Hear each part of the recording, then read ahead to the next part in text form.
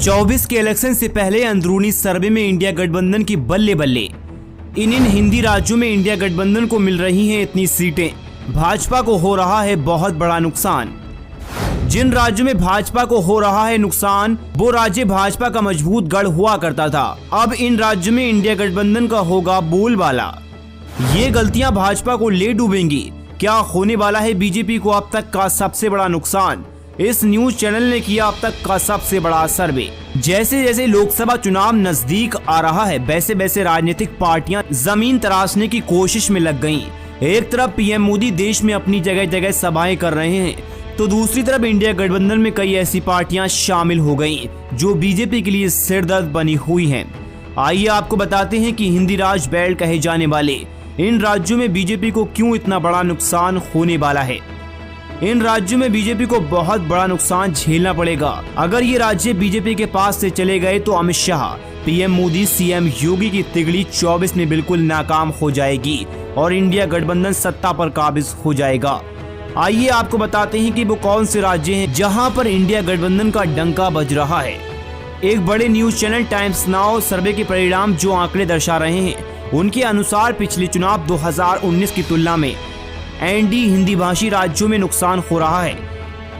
सर्वाधिक नुकसान एनडीए को बिहार में हो रहा है। पिछले चुनाव में एनडीए को 40 में से 39 सीटें मिली थी, बीजेपी को 17 और नीतीश कुमार की जेडीयू को 16 सीटें मिली थी।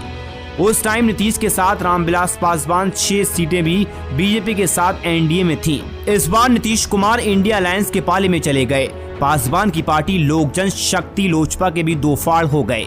एक के नेता रामविलास के बेटे चिराग पासवान हैं, जबकि दूसरे गुट के नेता उनकी चाचा परसनाथ हैं। एनडीए को इस बार 16 से 17 सीटें मिलने का अनुमान जताया जा रहा है।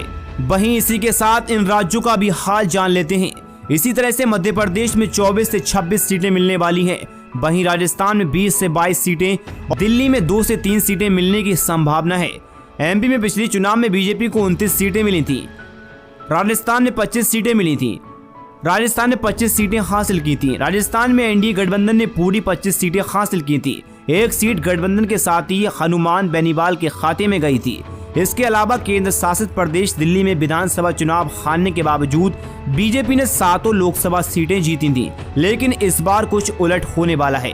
बीजेपी को दिल्ली में कुल 2 सीटें मिलने का अनुमान जताया जा रहा है। वहीं राजस्थान में 25 सीटें पिछली बार मिली थी और इस बार कुल 15 सीटें मिलने का अनुमान लगाया जा रहा है। तो बीजेपी को इस बार हिंदी बेल्ट राज्यों में बहुत बड़ा नुकसान होने वाला है।